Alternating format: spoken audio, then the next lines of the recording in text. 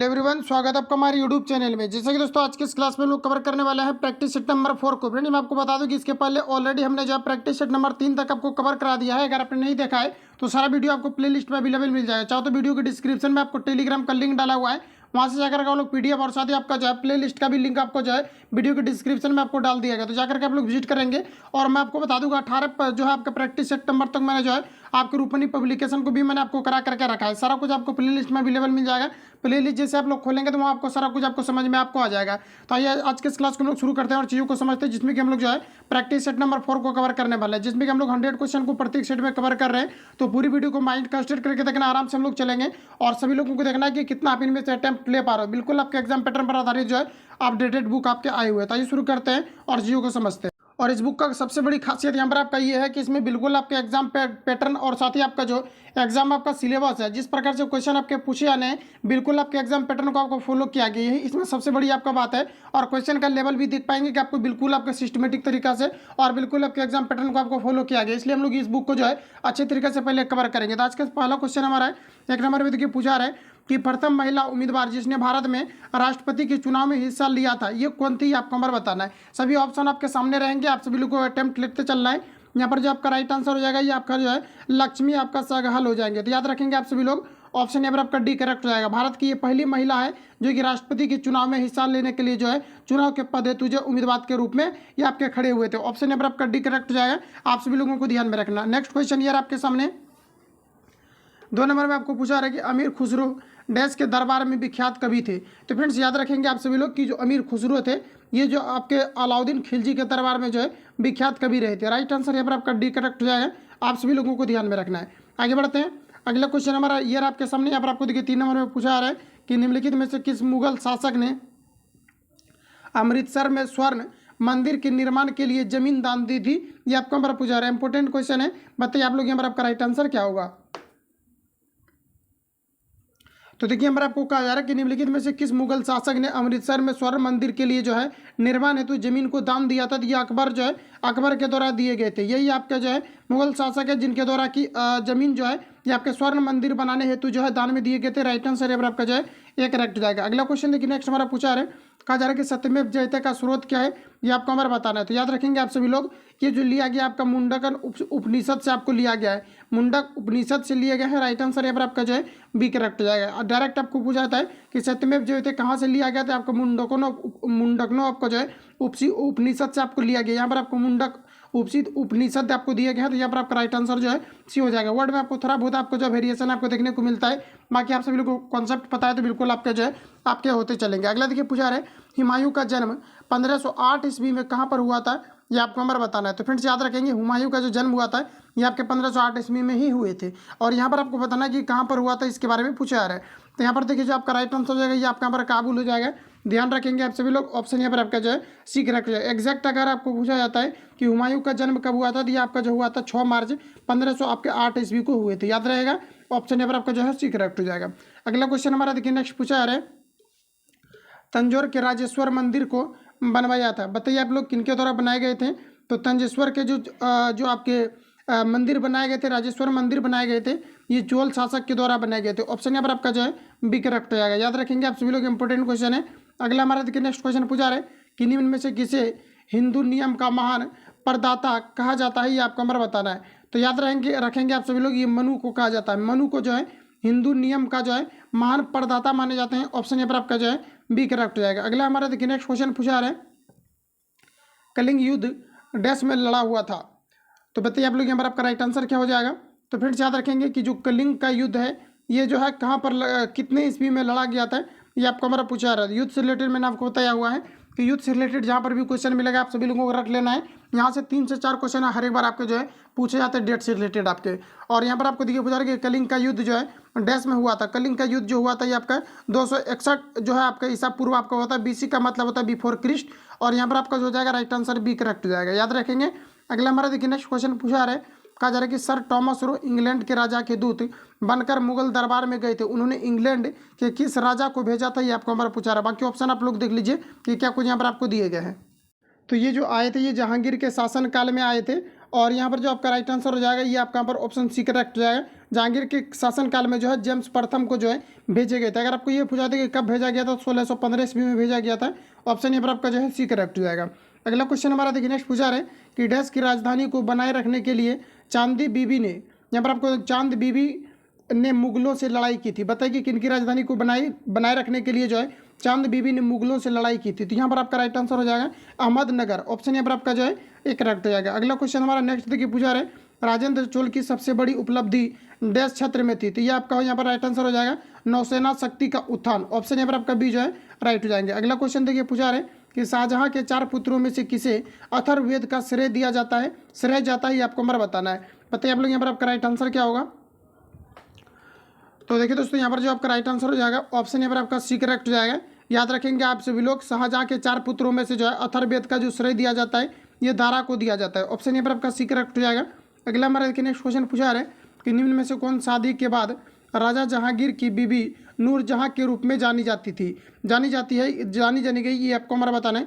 ये आपका यहाँ पर हो जाएगा मेहरुन्निसा आपका हो जाएगा। ऑप्शन यहाँ पर आपका डी करेक्ट हो जाएगा, याद रखेंगे। अगला क्वेश्चन हमारा यहाँ पर आपको देखिए नेक्स्ट में यहाँ पर आपको पूछा रहा है, 4 ऑप्शन आपको यहाँ पर दिख रहे होंगे।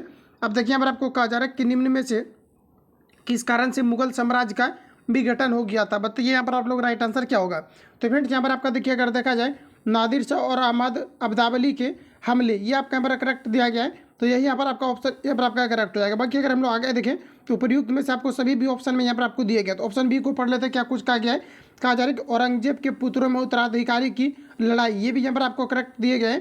और ऑप्शन अगर सी की बात करें तो कहा जा रहा है कि जाट, राजपूत, सिख आदि जैसे विभिन्न वर्गों में विद्रोह, तो ये भी यहाँ पर आपका करेक्ट दिया गया है। तो इस प्रकार से अगर हम लोग माने तो राइट आंसर यहाँ पर आपका डी करेक्ट हो जाए। उपर्युक्त में से सभी कारणों से जो है मुगल साम्राज्य का विभाजन हुआ, विघटन हो गया था। तो ऑप्शन यहाँ पर आपका जो है डी करेक्ट हो जाएगा। अगला हमारा देखिए नेक्स्ट क्वेश्चन पूछा रहे इंग्लिश ईस्ट इंडिया कंपनी ने जहांगीर के शासनकाल में भारत में पहला कारखाना कहाँ पर स्थापित किया था, ये आपको हमारा बताना है। तो याद रखेंगे आप सभी लोग, इंग्लिश इंडिया कंपनी ने जहांगीर के शासनकाल में जो भारत में सर्वप्रथम अपनी जो कारखाना को स्थापित किया था 1507 ईस्वी में जो है, यह कहाँ पर किए थे, आपका सूरत में किया गया था। ऑप्शन है सॉरी, ये जो किया गया था आपका जो है 1608 ईस्वी में आपका सूरत में किया गया था। राइट आंसर यहाँ पर आपका जो है डी करेक्ट हो जाएगा, याद रखेंगे आप सभी लोग।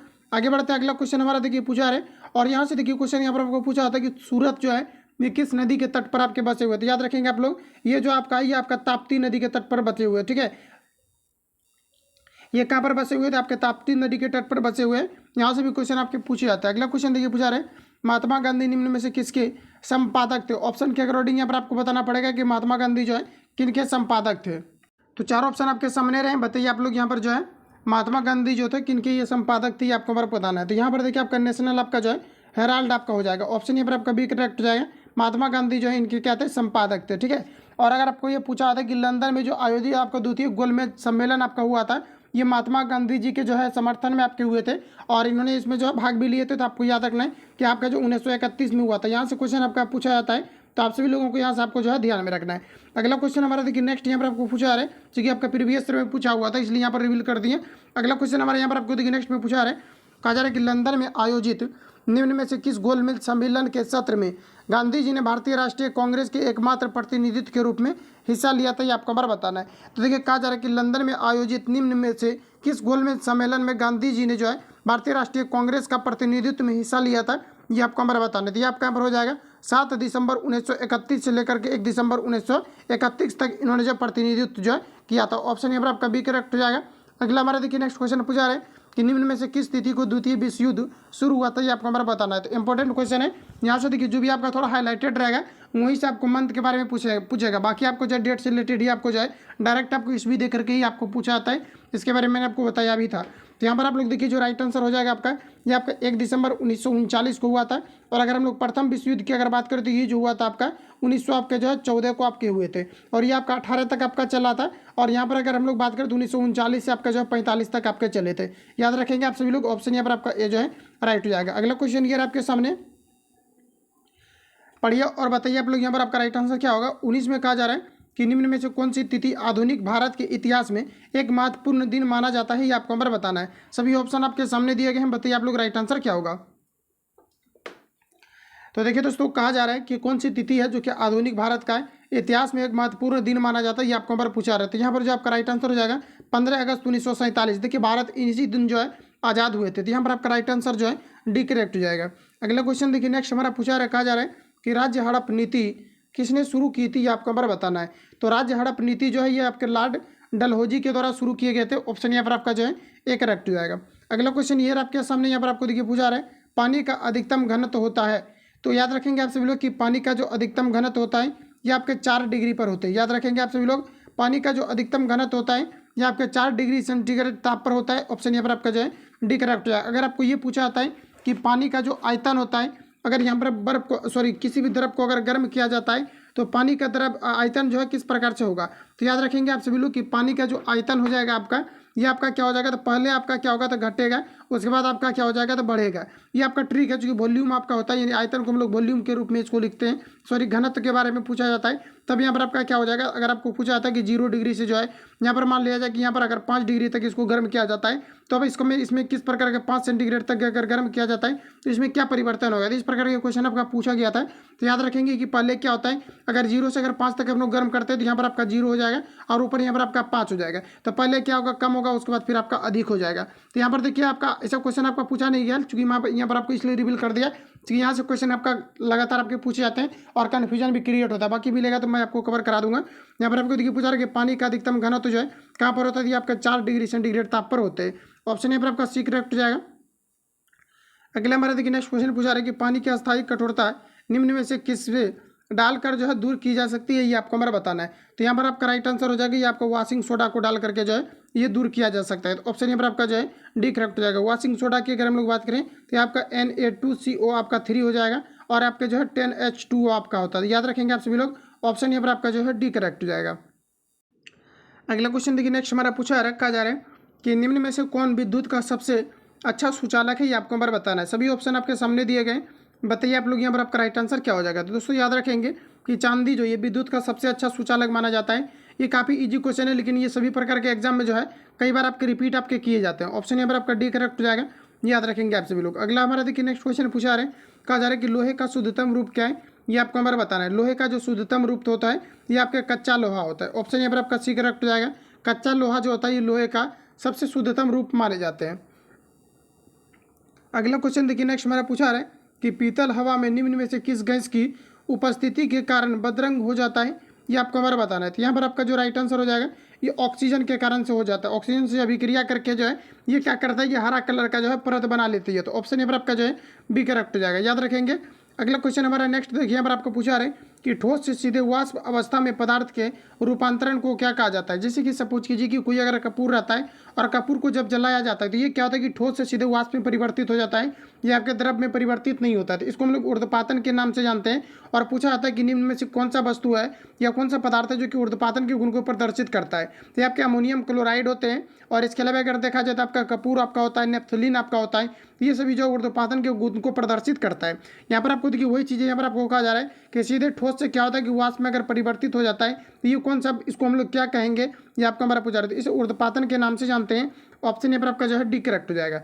अगला क्वेश्चन देखिए नेक्स्ट हमारा पूछा रहा है, एक माइक्रोन निम्न में से किसके बराबर होता है, ये आपको हमारा बताना है। सभी ऑप्शन आपके सामने दिए गए, बताइए आप लोग यहाँ पर आपका राइट आंसर क्या हो जाएगा। तो फिर याद रखेंगे कि एक माइक्रोन बराबर जो होता है ये आपका 0 आपका जो है 00 आपका जो है 3 के mm के आपके बराबर होते हैं। तो यहाँ पर अगर हम लोग देखें तो ये आपका यहाँ पर राइट आंसर जो हो जाएगा ऑप्शन डी करेक्ट हो जाएगा, क्योंकि 1/, यहाँ पर आपको जो है 1000 यहाँ पर आपको दिया गया। पॉइंट देखिए यहाँ पर आपका 3 अंक दिए गए, इससे आप एक में डिवाइड करेंगे तो 1 2 3 अंक दिया गया है, तो 3 अंक के बाद आपको पॉइंट लगा देना। तो यहाँ पर आपका कितना हो जाएगा, तो 0 आपका 00 आपका 3 हो जाएगा। तो इस प्रकार से राइट आंसर जो है यहाँ पर आपका डी करेक्ट हो जाएगा।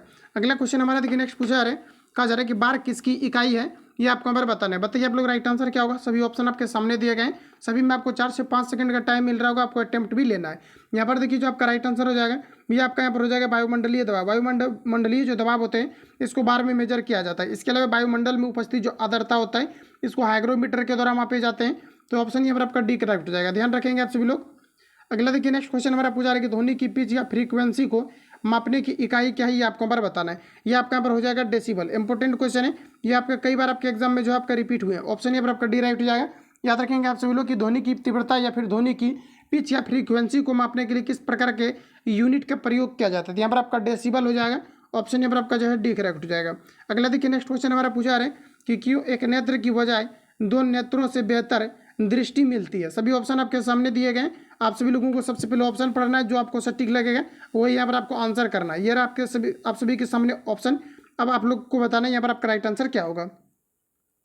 तो देखिए यहाँ पर आपको कहा जा रहा है, यहाँ पर ऑप्शन ए में दिया गया कि क्योंकि दोनों लेंस एक साथ बेहतर अभिमुखी शक्ति प्रदान करते हैं, इससे रेटिना पर यहाँ पर आपको दिया गया कि प्रखर प्रतिबिंब बनता है। ऑप्शन अगर हम लोग बी को अगर पढ़े तो क्योंकि दोनों नेत्र बिल्कुल समरूप प्रतिबिंब नहीं देते हैं, एवं एक मस्तिष्क में इन दोनों समरूप प्रतिबिंब का संयोजन तीन आयामी त्रिविमीय दृष्टि प्रदान करता है। यही यहाँ पर आपका राइट आंसर होगा।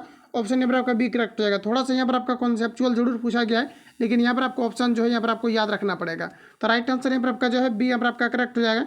ध्यान में रखेंगे आप सभी लोग। अगला हमारा देखिए नेक्स्ट क्वेश्चन यहाँ पर आपको पूछा गया है। यहाँ पर आपको कहा जा रहा है कि वर्तमान भारत के रचयिता कौन है, ये आपको नंबर बताना है। देखिए वर्तमान भारत जो है एक प्रकार की ये आपके कहानी है, ये किनके द्वारा लिखे गए हैं ये आपको नंबर बताना है। दो ऑप्शन यहाँ पर आपको दिख रहा है, इन दोनों में से अगर आपको नहीं लगता तो आगे मैं आपकी ऑप्शन आपको दिखा दे रहा हूँ। लेकिन यहाँ पर अगर रियल में अगर हम लोग देखें कि जो वर्तमान भारत है ये जो रचयिता है स्वामी विवेकानंद है। यहाँ पर आप लोग देख पाएंगे कहीं पर भी आपको स्वामी विवेकानंद जो है आपको नहीं दिया गया, हो सकता है कि आपको आगे दिया होगा, देख लेते कि आप कुछ यहाँ पर आपको कहा जा रहा है। तो चलिए यहाँ पर आपको ऑप्शन में यहाँ पर आपको दिया गया नेक्स्ट पेज में आपको यहाँ पर जो आपका राइट आंसर हो जाएगा ये आपका स्वामी विवेकानंद हो जाएगा। ठीक है, तो याद रखेंगे आप सभी लोग। ऑप्शन जो है हमारा आपका डी करेक्ट हो जाएगा। स्वामी विवेकानंद के जो है वर्तमान भारत जो है लिखे गए हैं, तो ऑप्शन यहाँ पर आपका डी राइट होगा। अगला हमारा देखिए नेक्स्ट क्वेश्चन यहाँ पर आपको पूछा जा रहा है। यहाँ पर आपको बताना कि सिंधु घाटी की सभ्यता निम्न में से किसके साक्ष्य के कारण आर्य पूर्व सभ्यता मानी जाती है, ये आपको हमारा बताना है। तो यहाँ पर आपका राइट आंसर हो जाएगा कला। ऑप्शन यहाँ पर आपका ए राइट हो जाएगा। अगला क्वेश्चन हमारा देखिए नेक्स्ट यहाँ पर आपको पूछा रहे हैं कि जैन के अनुसार जैन धर्म का संस्थापक कौन था, ये आपको नंबर बताना है। तो बताइए आप लोग राइट आंसर क्या हो जाएगा। तो जैन धर्म के अनुसार जो है जैन धर्म का संस्थापक कौन थे, ये ऋषभ देव थे। ऑप्शन यहाँ पर आपका जो है यहाँ पर आपका राइट हो जाएगा। अगला क्वेश्चन हमारा देखिए नेक्स्ट यहाँ पर आपको पूछा है, यहाँ पर आपको बताना कि भारत में जैन धर्म किसके शासनकाल में फैला था। तो जो भारत में जो जैन धर्म जो फैला था ये आपके चंद्रगुप्त मौर्य काल के जो है शासनकाल में जो है भारत में जो है जैन धर्म फैले हुए हैं। ऑप्शन यहाँ पर आपका जो है ए राइट हो जाएगा। अगला क्वेश्चन देखिए नेक्स्ट हमारा पूछा है, यहाँ पर आपको कहा जा रहा है कि निम्न में से कौन सा कथन जैन धर्म और बौद्ध धर्म दोनों पर लागू नहीं होता है, ये आपको नंबर पूछा रहा है। बताइए आप लोग राइट आंसर क्या होगा। तो यहाँ पर अगर ऑप्शन ए की अगर हम बात करें तो दोनों धर्म की शुरुआत क्षत्रिय जाति के द्वारा हुआ है, ये आपका यहाँ पर करेक्ट दिया गया है। ऑप्शन हम लोग बी को भी देख लेते हैं क्या कहा जा रहा है। ऑप्शन बी में कहा जा रहा है कि दोनों धर्म ने वेद के आधार को जो है स्वीकार किया। अगर आप हिस्ट्री कॉन्सेप्चुअल पढ़ेंगे अच्छे तरीका से थ्योरी तो ये सभी आपको वहाँ पर आपको मिलेगा। ऑप्शन अगर हम लोग सी की बात करें तो कहा जा रहा है कि दोनों धर्म ही पशु बलि की प्रथा के विरोधी थे, ये भी यहाँ पर आपको करेक्ट कहा जा रहा है। और अगर हम लोग यहाँ पर देखें तो ऑप्शन यहाँ पर आपको डी में दिया गया है।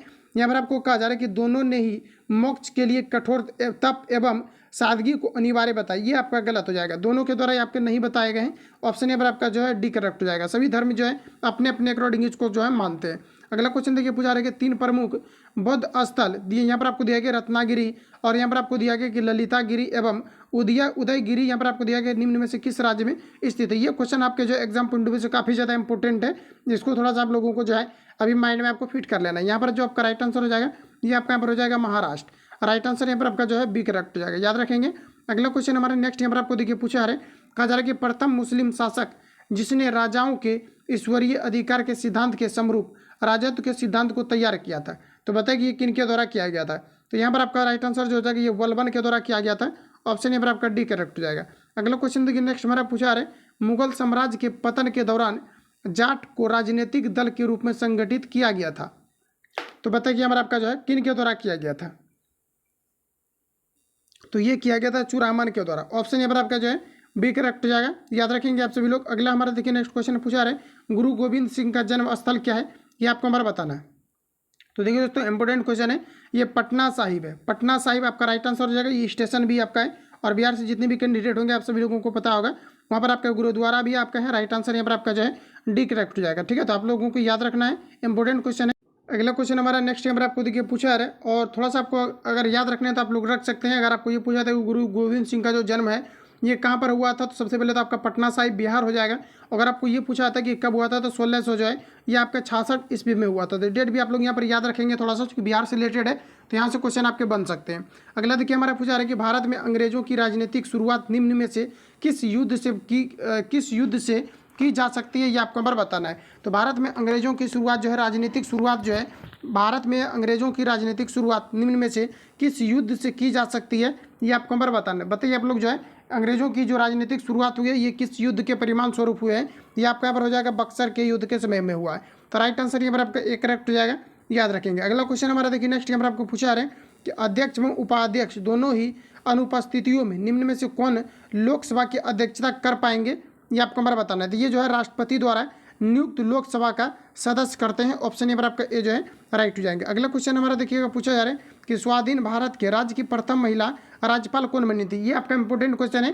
ये आपके फॉरेस्टर के एग्जाम में भी आपका पूछा गया। सभी क्वेश्चन आपका इंपॉर्टेंट है, जो मैं आपको हाईलाइट इसलिए कर रहा हूँ क्योंकि आपका जो है कई बार आपका रिपीट आपका इस प्रकार के क्वेश्चन आपका जो है कर दिया गया है। जैसे आप फॉरेस्टर बिहार पुलिस अगर देखें तो इस प्रकार के क्वेश्चन जो है आपका रिपीट हो गया, इसलिए मैं आपको हाईलाइटेड कर देता हूँ थोड़ा सा, क्योंकि क्वेश्चन आपका रिपीट आपका कुछ आपका ज़्यादा ही होने लगा है। इस प्रकार से अगर अभी आप एग्जाम अगर कोई भी देंगे बिहार के अंदर का जो भी आपका 2-3 एग्जाम अभी कंडक्ट हुआ है, इसमें देखेंगे कि बिहार पुलिस वाला क्वेश्चन जो है काफ़ी ज़्यादा आपका रिपीट आपका किया गया है। तो यहाँ पर आपको देखिए पूछा रहा है कि स्वाधीन भारत के राज्य की प्रथम जो है महिला राज्यपाल कौन बनी थी, ये आपको हमारा पूछा रहा था। ये आपका सरोजिनी नायडू हो जाएगा, जिसे भारत की कोकिला भी कहा जाता है। तो याद रहेगा आप सभी लोगों को, राइट आंसर जो है यहाँ पर आपका एक करेक्ट हो जाएगा। अगला क्वेश्चन देखिए नेक्स्ट हमारा पूछा रहा है, कहा जा रहा है कि दो संख्याओं का HCF आपको 7 दिया गया है और LCM यहाँ पर आपको 210 दिए गए। यदि एक संख्या आपका 35 हो तो दूसरी संख्या क्या होगी, ये आपको हमारा बताना है। देखिए इसको यहाँ पर हम लोग सॉल्व करते हैं। देखिए इसका फॉर्मूला होता है, ये आपका फॉर्मूला ये होता है आपका LCM और गुना यहाँ पर आपका जो HCF और बराबर आपका जो है प्रथम संख्या और गुना आपका जो है द्वितीय संख्या होता है, यानी दो संख्याओं का गुणनफल बराबर LCM गुना आपका HCF होता है। तो यहाँ पर अगर हम लोग देखें तो LCM आपका कितना दिया गया, HCF कितना दिया गया, 7 दिया गया। वही LCM की अगर बात करें तो यहाँ पर आपका जो है 200 आपको 10 दिए गए और बराबर में आपको एक संख्या कितना दिया गया, आपको 35 दिया गया। गुना हमें जो है सेकंड संख्या निकालना। ये देखिए 35 को अगर 3 को यहाँ से खत्म करते हैं, यहाँ पर आपको 35 दिया गया, 35 यहाँ से खत्म करेंगे तो 35 आपका यहाँ पर आपका नीचे आ जाएगा, क्योंकि जो भी आपका गुना में रहता है वो आपका भाग में चला जाता है। 5 से इसको कैंसिल आउट करेंगे तो 7 बचे आपका 35 और 5 से इसको कैंसिल आउट करेंगे तो 5 चौक 20 और 5 दूना 10, यानी कि आपका यहाँ पर 42 इसका राइट आंसर आपका आ जाएगा। तो इस प्रकार से अगर हम लोग देखें तो ऑप्शन यहाँ पर आपका जो है सी करेक्ट हो जाएगा। तो आप सभी लोगों को ध्यान में रखना है। आगे बढ़ते हैं। अगला क्वेश्चन हमारा देखिए नेक्स्ट यहाँ पर आपको पूछा रहे हैं, सबसे छोटी संख्या बताएं जो 12, 15, 20 से विभाजित होती है एवं एक पूर्ण वर्ग भी है। तो बताइए यहाँ पर आप लोग राइट आंसर यहाँ पर आपका क्या हो जाएगा। तो देखिए यहाँ पर आपको कहा जा रहा है कि 12, 15 और 20 से विभाजित होता है और साथ ही वो एक पूर्ण वर्ग संख्या भी होनी चाहिए। तो यहाँ पर अगर हम लोग देखें तो ये भी आपका पूर्ण वर्ग है, ये भी पूर्ण वर्ग है और ये भी आपका पूर्ण वर्ग है और ये भी आपका यहाँ पर जो है पूर्ण वर्ग है। इस प्रकार से अगर हम लोग देखें तो पूर्ण वर्ग तो आपका सभी दिए गए, लेकिन यहाँ पर आपको डिवाइड करके आपको चेक करना पड़ेगा कि कौन सा यहाँ पर आपका जो है ये आपका 12, 15 और 20 से यहाँ पर आपका फाइनली आपका डिवाइड हो जा रहा है। तो आप कर पाते हैं तो ठीक है, अगर आप नहीं कर पा रहे आपको सिंपली क्या करना है कि 12 और 15 और 20 का आपको LCM निकाल लेना है। इसका अगर आप लोग LCM निकाल लेंगे, इसका जो आपका LCM निकल करके आएगा ये आपका यहाँ पर आ जाएगा आपका 60। ठीक है, तो इसका LCM अगर आप लोग निकालेंगे तो कितना आ जाएगा आपका 60 आ जाएगा। और 60 आने के बाद आपको देखिए सिंपली इसमें क्या करना है कि इसका HCF से आपको गुना कर देना है। इसका HCF निकालेंगे, HCF इसका जो निकल करके आपका आएगा, देखिए इस प्रकार से आपका सॉल्व नहीं होगा। आपको क्या करना है कि डायरेक्ट इसमें आपको डिवाइड कर देना है, वो आपका ट्रिक नहीं चलेगा, क्योंकि ट्रिक किसी किसी क्वेश्चन में आपका नहीं भी चलता है। तो यहाँ पर आप देख पाएंगे कि यहाँ से आपको सिंपली क्या करना है कि सभी में आपको भाग लगा देना है। इसमें अगर आप भाग लगाएंगे तो यहाँ पर आपका राइट आंसर जो हो जाएगा ये आपका करेक्ट हो जाएगा, ये आपके सभी संख्या से विभाजित हो जाएगा। बाकी जितने भी दिए गए ये तीनों से आपका विभाजित नहीं होगा। ठीक है, तो यहाँ पर आपको थोड़ा सा सॉल्व करना है भाग दे करके। अगला हमारा देखिए नेक्स्ट क्वेश्चन पूछा रहे हैं, कहा जा रहा है यहाँ पर आपको कि 4 और यहाँ पर आपको दिया गया कि 4.44 प्लस 4 पॉइंट आपका 4 दिया गया, 4 पॉइंट आपका 04 दिया गया और 444 दिया गया। इन सभी को आपको क्या करना है कि ऐड कर लेना। तो आप लोग इसको जो है उम्मीद करते हैं कि आप लोग खुद से इसको ऐड कर पाएंगे। इसका जो यहाँ पर आपका राइट आंसर आएगा ऑप्शन यहाँ पर आपका सी करेक्ट हो जाएगा। अगला क्वेश्चन देखिए नेक्स्ट हमारा पूछा रहे हैं, यहाँ पर आपको दिया गया कि 0.25 और 0.25 माइनस दिया गया 0.24 इंटू 0.24 दिया गया और बट्टे में आपको जो है 0.49 दिए गए। तो देखिए यहाँ पर आपको सिंपली यहाँ पर आपको करना क्या है, इसको हम लोग ए मान लेते हैं और इसको ए मान लेते हैं। ये आपका कितना हो जाएगा, तो ए स्क्वायर, इसको बी मान लेते हैं, इसको बी मान लेते हैं, तो ये आपका कितना हो जाएगा माइनस आपका बी स्क्वायर हो जाएगा। और बट्टे में अगर हम लोग देखें तो यहाँ पर आपको दिया गया 0. आपका जो है 49 दिया गया। देखिए फ्रेंड्स इसका फॉर्मूला होता है ए प्लस बी इंटू ए माइनस बी होता है। तो आप लोगों को क्या करना है कि ए प्लस यहाँ पर आपका बी और इंटू यहाँ पर आपका ए माइनस बी और बट्टे आपका कितना हो जाएगा, तो 0.49 हो जाएगा। ए की जगह पर आप लोग 0.25 को रखेंगे और बी की जगह पर आपको जो है 0.24 आपको रखना है और फिर बीच में आपका गुना हो जाएगा और ए माइनस बी की जगह और फिर आपको वही करना है 0.25 यहाँ पर आपको रख देना है।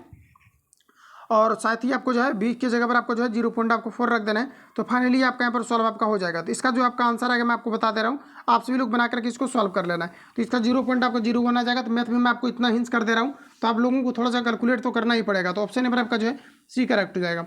अगला हमारा देखिए नेक्स्ट क्वेश्चन पूछा रहे 1 लीटर का कौन सा दशमलव भिन्न 40 मिलीमीटर है, ये आपको हमारा बताना है। तो सबसे पहले देखिए पूछा जा रहा है 100 लीटर का कौन सा भाग। तो देखिए 100 लीटर को सबसे पहले हम लोगों को क्या करना है कि मिली लीटर में इसको बना लेना है। तो देखिए यहाँ पर आपको कहा जा रहा है कि 1 लीटर के बारे में कहा जा रहा है। तो 1 लीटर को अगर हम लोग मिली लीटर में बनाएंगे तो इसमें क्या करेंगे, तो 1000 से गुना करेंगे।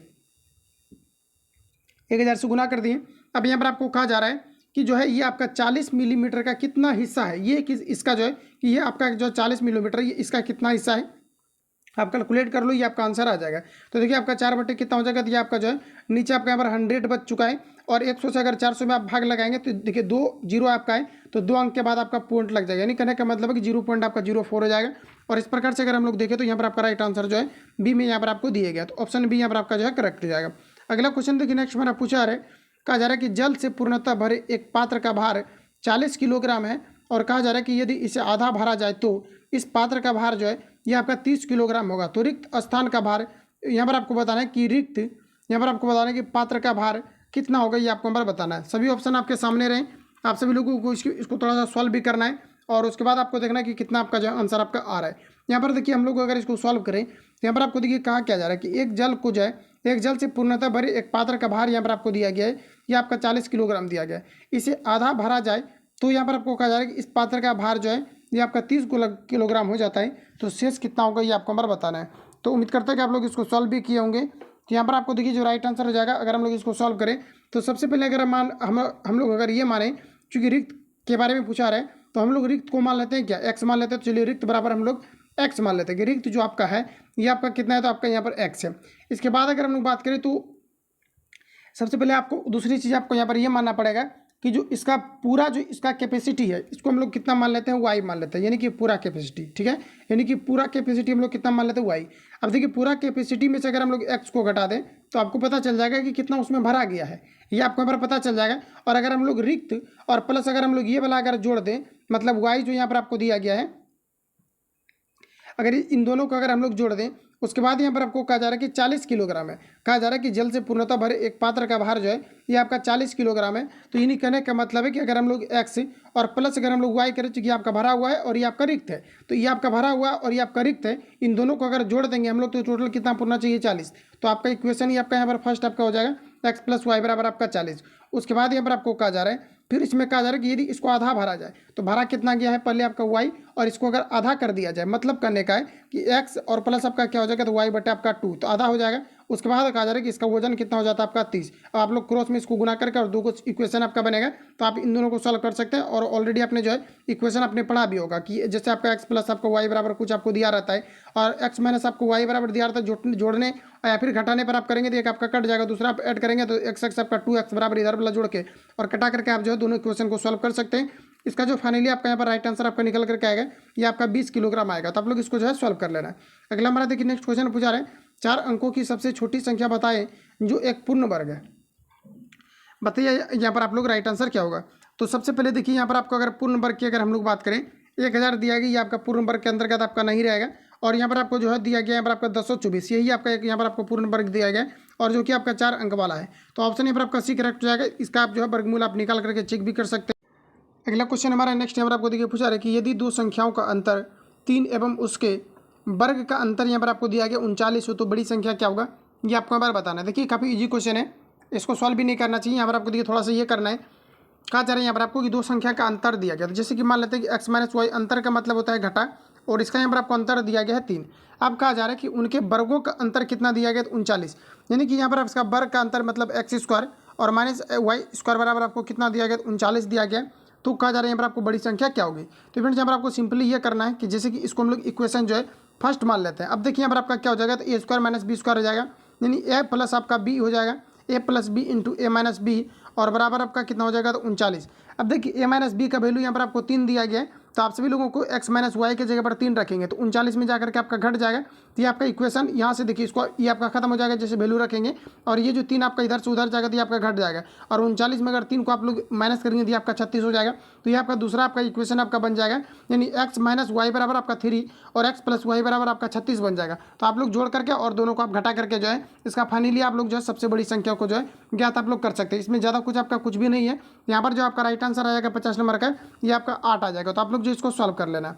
अगला क्वेश्चन हमारा देखिए नेक्स्ट पूछा है। अब यहाँ पर देखिए आपको कन्फ्यूजन आपको लगेगा कि बड़ी संख्या किसको मानेंगे, तो किसी को मानना नहीं है। यहाँ पर देखिए जो x माइनस आपका y बराबर आपका कितना 3 आया, और x प्लस आपका y बराबर आपका कितना आया, अभी आपका 36 आया। देखिए आपको सिंपली क्या करना है, देखिए जो माइनस वाला आपका है ये आपका छोटा है, इसमें देखिए माइनस में तो ये आपका छोटा होगा, और x दोनों आपका क्या पॉजिटिव है तो x वाला आपका बड़ा होगा। और देखिए पॉजिटिव वाला निकालते हैं तो कुछ नहीं करते, सिंपली दोनों को जोड़ करके 2 से भाग देते हैं। तो 36 में 3 को जोड़ेंगे तो आप कितना हो जाएगा, तो 36 आपको दिया गया, 39 में हम लोग इसको माइनस किया तो 36 और 3 आपका कितना हो जाएगा 39 आपका हो जाएगा। 39 में आपको सिंपली 2 से आपको जो है क्या करना, भाग दे देना। इसको अगर आप कट करेंगे तो देख लीजिए आप लोग कट करके ये आपका कितना आ रहा है, यहाँ पर आपका देखिए उसमें जाकर के हम लोग 39 दिया गया था, यानी दोनों का अंतर यहाँ पर आपको दिया गया था x माइनस आपका y बराबर कितना आपका 3 दिया गया है। और उसके बाद कहा जा रहा है कि इसके वर्गों का अंतर कितना दिया गया है, तो एक्स स्क्वायर माइनस आपका वाई स्क्वायर बराबर आपका कितना दिया गया है 39। तो यहाँ पर आपको देखिए क्या हो जाएगा, तो a प्लस आपका b इंटू यहाँ पर आपका a माइनस आपका b हो जाएगा, और बराबर यहाँ पर आपका जो 39 आपका हो जाएगा, जो कि दोनों का अंतर कहा जा रहा है एवं उसके वर्ग का अंतर यहाँ पर आपको दिया गया। अब देखिए यहाँ पर अगर 39 अगर हम लोग यहाँ 3 अगर रखते हैं तो 3 आपको उस पर चला जाएगा, तो 39 में अगर हम लोग 3 को घटा देते हैं तो ये आपका यहाँ पर कितना हो जाएगा, तो आपका यहाँ पर 36 हो जाएगा, 39 आपका कट जाएगा। तो अब देखिए यहाँ पर आपको क्या करना है, पूछा क्या जा रहा है कि कहा जा रहा है कि बड़ी संख्या क्या होगी ये आपको हमारा बताना है। तो यहाँ पर अगर हम लोग देखें तो हमको क्या करना है कि सिंपली यहाँ पर आपको ये करना है अब आपको कि जैसे कि यहाँ पर आपको x माइनस आपको y बराबर कितना आपको 3 दिया गया है, और x प्लस आपका यहाँ पर y बराबर आपका यहाँ पर कितना निकल करके आया हुआ है, तो ये आपका 36 आया हुआ है। अब देखिए यहाँ पर ऐसा करते हैं कि पूछा क्या जा रहा है, कहा जा रहा है कि यहाँ पर आपका बड़ी संख्या क्या होगा, तो जोड़ने पर अगर हम लोग लिखते दिए आपका यहाँ पर कट जाएगा, तो यानी कि 2x बराबर आपका कितना हो जाएगा, इसको अगर ऐड करेंगे तो आपको 39 आ जाएगा, और x बराबर आपका कितना हो जाएगा, तो 39 बटे आपका जो है यहाँ पर आपका 2 आ जाएगा। आपका 2 से इसको कैंसिल आउट करेंगे तो लगभग आपका 18 के करीब आपका आंसर आ रहा है। और यहाँ पर अगर हम लोग देखें तो एग्जैक्ट इसका जो आंसर आपका आएगा, यहाँ पर आपका टाइपिंग मिस्टेक है आपका, यहाँ पर आपका 18 आप सभी लोगों को कर लेना है। इसका जो राइट आंसर आपका आएगा यही आपका ऑप्शन यहाँ पर आपका राइट हो जाएगा। ठीक है, तो आप सभी लोगों को इतना जो है सॉल्व कर लेना है। आगे बढ़ जाते हैं, अगला क्वेश्चन हमारा देखिए नेक्स्ट यहाँ पर आपको पूछा आ रहा है, कहा जा रहा है कि एक व्यक्ति की उम्र अभी उसके पुत्र की उम्र की 3 गुनी है, और कहा जा रहा है कि 15 वर्ष में उसकी उम्र की 2 गुनी हो जाएगी। तो पुत्र की वर्तमान उम्र क्या है ये आपको हमारा बताना है। देखिए यहाँ पर आपको सिंपली ये करना है कि देखिए जैसे कि हम लोग मान लेते हैं कि पुत्र का उम्र अगर हम लोग मान लिया जाए कि x है, ठीक है, और साथ ही अगर हम लोग बात करें तो यहाँ पर आपको कहा जा रहा है एक व्यक्ति की उम्र उसके पुत्र की उम्र की 3 गुनी है। तो मान लेते हैं कि एक व्यक्ति जो है, व्यक्ति को हम लोग चलिए लिख लेते हैं फादर मान करके चलते हैं, क्योंकि पिता और पुत्र की उम्र के बारे में ही लगातार आपसे पूछे जाते हैं। तो यहाँ पर मान लेते हैं उसका अगर x है तो ये 3 गुनी आपका कितना हो जाएगा 3x हो जाएगा। अब यहाँ पर आपको कहे जा रहे हैं कि 15 वर्ष में, यानी 15 वर्ष बाद में कहा जा रहा है 15 वर्ष में, तो यानी कहने का मतलब है कि यहाँ पर आपका कितना हो जाएगा, तो दोनों में आपका बराबर आपका बढ़ेगा, 15 वर्ष आपका दोनों में बढ़ेगा। तो यहाँ पर आपका कितना हो जाएगा, तो 3x प्लस आपका जो है यहाँ पर आपका 15 हो जाएगा। तो चलिए इतना यहाँ पर आपका हो चुका है।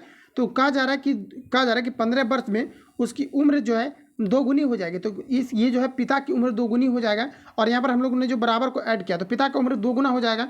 इक्वल करने के लिए हम लोग क्या करेंगे कि पुत्र में क्या करना है 2 को गुना कर देना है। बस इतना ही आप लोगों को कैलकुलेट करना है, एक्स का फाइनली आपको वैल्यू निकाल लेना है, वही आपका राइट आंसर आपका हो जाएगा। क्योंकि पुत्र के वर्तमान उम्र के बारे में पूछा जा रहा है तो एक्स आपका यहाँ पर जो है आपका राइट आंसर हो जाएगा। तो आप सभी लोगों को क्या करना है कि एक्स का जो फाइनली आपका वैल्यू निकल करके आपका आएगा ये आपके 15 आ जाएगा। तो आप लोग इतना जो है खुद से सॉल्व करेंगे।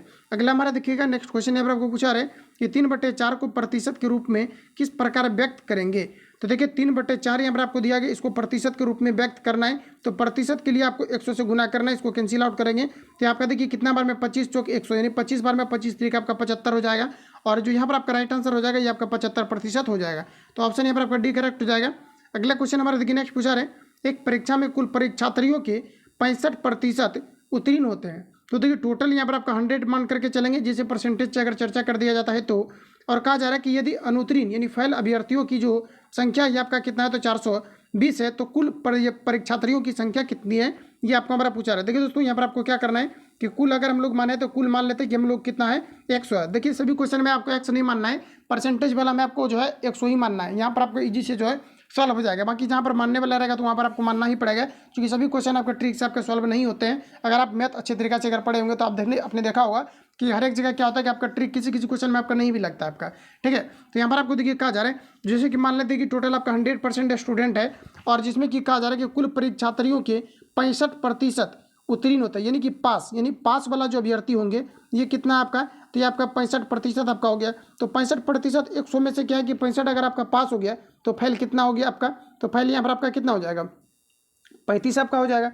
35 क्या हो गया यहाँ पर आपका फेल हो गया। लेकिन यहाँ पर क्वेश्चन में अगर हम लोग देखें तो कहा जा रहा है यहाँ पर आपको कि अनुत्तीर्ण का मतलब फेल अभ्यर्थियों की संख्या कितना है, तो 420 है। तो यहाँ पर देखिए फेल का संख्या कितना दिया गया आपका, 420 दिया गया, और यहाँ पर आपका फेल कितना हुआ है, 35। तो फेल का तुलना आप फेल से कर दीजिए और निकालना क्या है कि कुल परीक्षार्थियों की संख्या कितनी है, तो कुल कितना माने हुए 100 से आपको सिंपली गुना कर देना है। अब देखिए इसको हम लोग कैंसिल आउट कर लेते हैं, 5 से, या तो आप 7 से भी कर सकते हैं, या 5 से चलिए कर देते हैं। तो 5 से आपका 35 हो जाएगा, और 5 से इसको कैंसिल आउट करेंगे तो 5 दूना 10 यहाँ पर आपका 0 हो जाएगा, और 7 से इसको काटेंगे तो 7 छक 42 यहाँ पर आपका 0 हो जाएगा। तो 6 दूना आपका यहाँ पर कितना हो जाएगा, 12 पर आपका 2 0। तो देखिए यहाँ पर आपका 1200 आपका राइट आंसर हो जाएगा। ऑप्शन यहाँ पर आपको बी में दिए गए हैं, करेक्ट आंसर यहाँ जो है आपका बी राइट हो जाएगा। जो भी आपका थोड़ा मॉडरेट लेवल का रहेगा इसको पूरा कोशिश करेंगे कि आपको सॉल्व किया जाए, और जो भी थोड़ा इजी रहेगा तो इसको हम लोग जो है स्किप करेंगे, क्योंकि 100 क्वेश्चन को कवर करना रहता है जो काफ़ी ज़्यादा जो है ये आपका वीडियो फिर आपका लंबे हो जाएंगे। अगला हमारा देखिए पूछा रहे हैं कि 312 की राशि को 60 लड़कों और कुछ लड़कियों में इस प्रकार बांटा जाता है कि प्रत्येक लड़के को 360 एवं प्रत्येक लड़की को यहाँ पर आपको दिया गया है कि 2 पॉइंट आपका जो है 40 प्राप्त होता है। तो लड़कियों की संख्या कितनी है आपको नंबर बताना है। तो आपको कुछ नहीं करना है, लड़कों की संख्या चलिए हम मान लेते हैं कि लड़कियों की संख्या कितना है, x आपका है, ठीक है, और लड़का की संख्या हम लोग कितना मान लेते हैं, y मान लेते हैं। तो देखिए यहाँ पर आपको कहा जा रहा है कि 312 रुपये जो है टोटल राशि है, और यहाँ पर हम लोग माने क्या है, तो x + y जो है ये लड़का और लड़कियों की संख्या को माने हैं, और कहा जा रहा है कि 60 लड़कों और कुछ लड़कियों में इस राशि को जो है दिया जाता है। तो यानी कहने का मतलब है कि जैसे कि हम लोग यहाँ पर माने क्या, ये लड़का मान लिए और ये हमारे यहाँ पर जो हम लोग लड़की को मान लिए। अब देखिए कहा जा रहा है कि हमारा टोटल कितना है, तो 312 रुपये की राशि को 60 लड़कों और कुछ लड़कियों में क्या है कि बांटे जा रहे हैं। तो देखिए कुछ लड़कियों में बांटे जा रहे हैं। यहाँ पर देखिए अगर हम लोग सॉल्व करें तो ऐसा आपका सॉल्व नहीं होगा, क्योंकि देखिए अगर हम लोग x+ अगर हम लोग y करें, क्योंकि आदमी की संख्या यहाँ पर आपको नहीं दिया गया कितना है। यहाँ क्वेश्चन देखिए थोड़ा सा आपका घुमावदार है। यहाँ पर आपका कहा जा रहा है कि जो आपका 60 आपका लड़का है, लेकिन लड़कियों के बारे में कहा जा रहा है कि कुछ लड़की आपको निकालना पड़ेगा। तो जैसे कि हम लोग मान लेते हैं कि अगर सपोज कीजिए कि टोटल अगर हम लोग मान लेते हैं कि लड़कियों की संख्या अगर x है, टोटल लड़कियों की संख्या x है और हमें लड़कों का संख्या निकालना है, तो देखिए टोटल यहाँ पर आपको दिया गया कि 60 लड़कों और कुछ लड़कियों। तो देखिए टोटल अगर हम लोग स्टूडेंट अगर मान लेते हैं कि लड़की है, लड़की के बारे में हमको पता नहीं कि कितना है, तो हम लोग मान लेते हैं कि लड़की अगर x आपका है तो लड़का फिर आपका कितना हो जाएगा। तो हम लोग क्या माने हुए हैं, तो लड़कियों की संख्या x माने हैं, तो लड़का कितना होगा। तो ऐसा कीजिए कि x में हम लोग क्या करेंगे, 60 को माइनस कर देंगे। कितना करेंगे, 60 में हम लोग क्या करेंगे, माइनस कर देंगे। आया तो ऐसा हम लोग इसको सॉल्व कर सकते हैं कि लड़कियों की संख्या x मान ली है और लड़कों की संख्या को हम लोग जो है 60 राशि को 60 लड़कों, देखिए 60 यहाँ पर आपको दिया गया, सॉरी देखिए यहाँ पर हम लोग क्या कर रहे थे कि देखिए 60 यहाँ पर आपको लड़का के बारे में फिक्स कहा जा रहा है, लड़की के बारे में नहीं दिया गया था। तो लड़की को x मान लिया और लड़का यहाँ पर आपको दिया गया, मतलब बॉय आपको कितना दिया गया, ये आपको यहाँ पर 60 आपको दिया गया, ठीक है। तो थोड़ा सा यहाँ पर आपका जरूर आपको इरिटेशन हुआ होगा, तो यहाँ पर आप लोग देख लेंगे, ठीक है। तो यहाँ पर आपको देखिए टोटल आपका 60 आपको लड़का दिया गया, और लड़कों के बीच अगर हम लोग देखें कि राशि जो है ये कितना दिया जा रहा है, तो आपका जो है कहा जा रहा है कि लड़के को 3 पॉइंट आपका 60, तो ये प्रत्येक लड़के को दिया जा रहा है। लड़कों की संख्या कितना है 60, तो 60 और गुना यहाँ पर आपका कितना हो जाएगा, तो 3 पॉइंट आपका जो है 60 आपका हो जाएगा, और प्लस अब देखिए लड़कियों को कितना दिया जा रहा है, तो आपका यहाँ पर 2 पॉइंट आपका 40, और लड़कियों की संख्या कितना है, तो x माने हुए, तो इसमें क्या करना है, x गुना कर देना है, और टोटल राशि कितना दिया जा रहा है 312, तो बराबर आप 312 कर दो। इसको आप लोग कैलकुलेट कर लेना, फाइनली यहाँ पर आपको x का वैल्यू निकल करके आ जाएगा, और यहाँ पर जो आपका फाइनली आपका राइट आंसर आएगा ये आपका यहाँ पर 40 आ जाएगा। तो इतना आप लोग खुद से जो है सॉल्व करेंगे, और पूरा उम्मीद है कि आप लोग इतना जो है आराम से सॉल्व कर सकते हैं, क्योंकि इतना ईजी क्वेश्चन में और लास्ट में मैं आपको कर दे रहा हूँ, तो यहाँ पर आप सॉल्व जो है कर सकते हैं। अगला क्वेश्चन हमारा देखिए नेक्स्ट पूछा रहे 80 का 30% कितना बड़ा है। यहाँ पर आपको बताना है कि 25 के 4/5 हिस्से से, तो बताइए यहाँ पर आप लोग राइट आंसर क्या होगा। तो देखिए कहा जा रहा है 80 का 30% कितना बड़ा है, 25 के 4/5 हिस्से से, ये आपको नंबर बताना है। तो फ्रेंड्स यहाँ पर आपको देखिए सिंपली यहाँ पर आपको ये करना है, सबसे पहले तो हम लोगों को ये करना है कि प्रश्न अनुसार अगर हम लोग देखें तो सबसे पहले इसको आप लोग कैलकुलेट कर लो। इसको अगर हम लोग कैलकुलेट करेंगे तो कितना हो जाएगा, 25 आप 5 कितना हो जाएगा 20, ये आपका यहाँ पर 20 आपका निकल करके आ जाएगा। और अगर इसके बाद अगर हम लोग देखें तो कहा जा रहा है 80 का 30% कितना बड़ा है। ये कहा जा रहा है कि 80 का जो 30% है ये कितना बड़ा है ये आपको हमारा बताना है। तो चलिए हम लोग इसको भी क्या करते हैं, सॉल्व कर देते हैं। तो 80 का 30% निकाल लेते हैं, तो ये आपका यहाँ पर कितना हो जाएगा 30%, और परसेंटेज खत्म करेंगे तो नीचे आपका कितना हो जाएगा 100।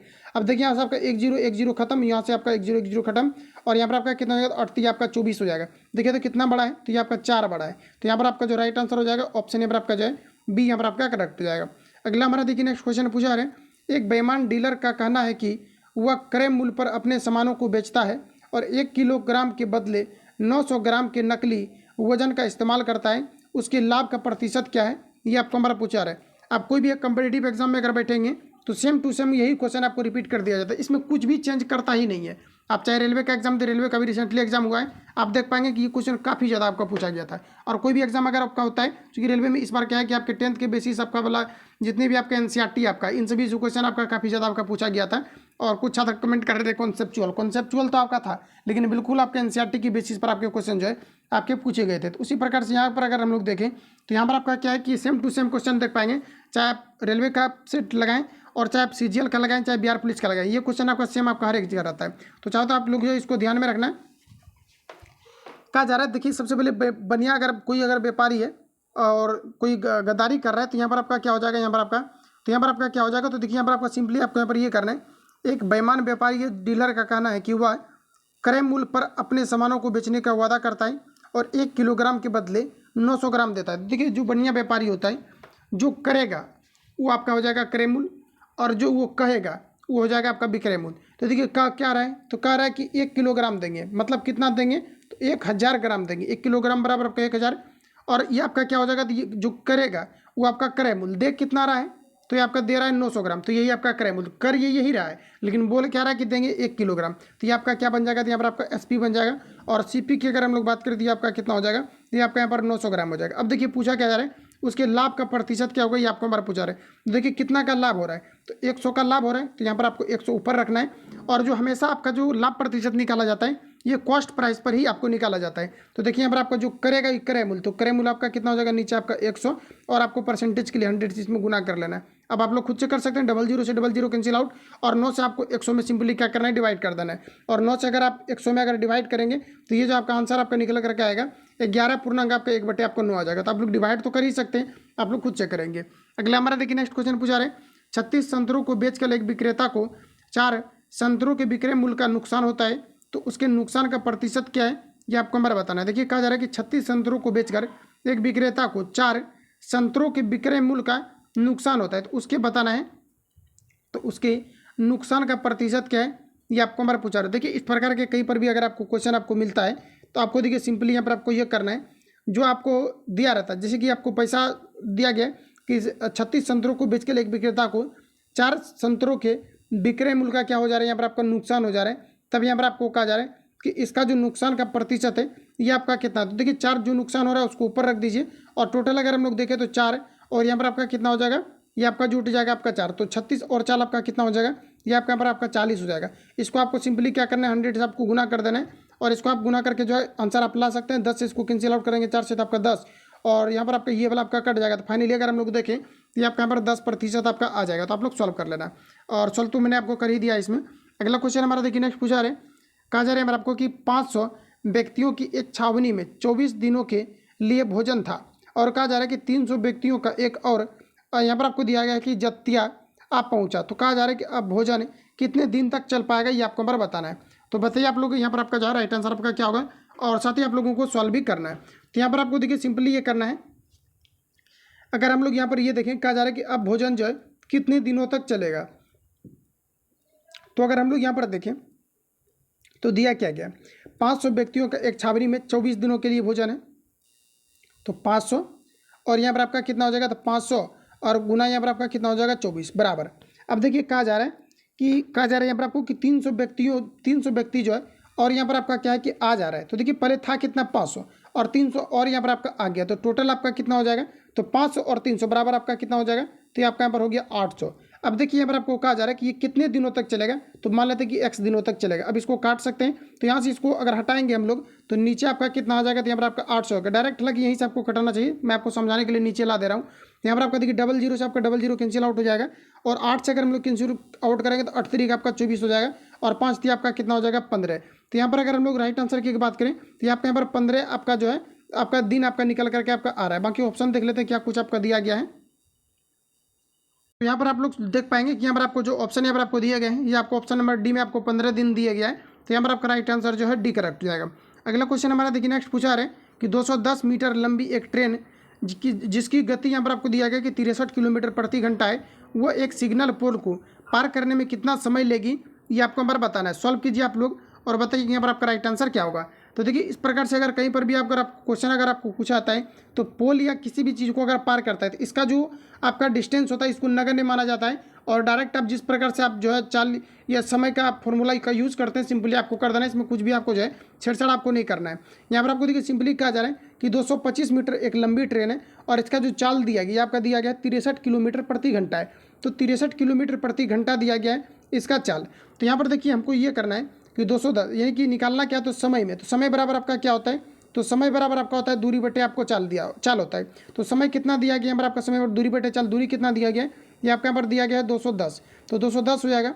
उसके बाद यहाँ पर आप देख पाएंगे गति दिया गया 63 किलोमीटर प्रति घंटा है, तो आपका यहाँ पर 63 हो जाएगा। और किलोमीटर प्रति घंटा को मीटर प्रति आपको सेकंड में बनाना है, इसलिए बनाना है चूंकि जो डिस्टेंस आपको दिया गया आपको मीटर में दिया गया।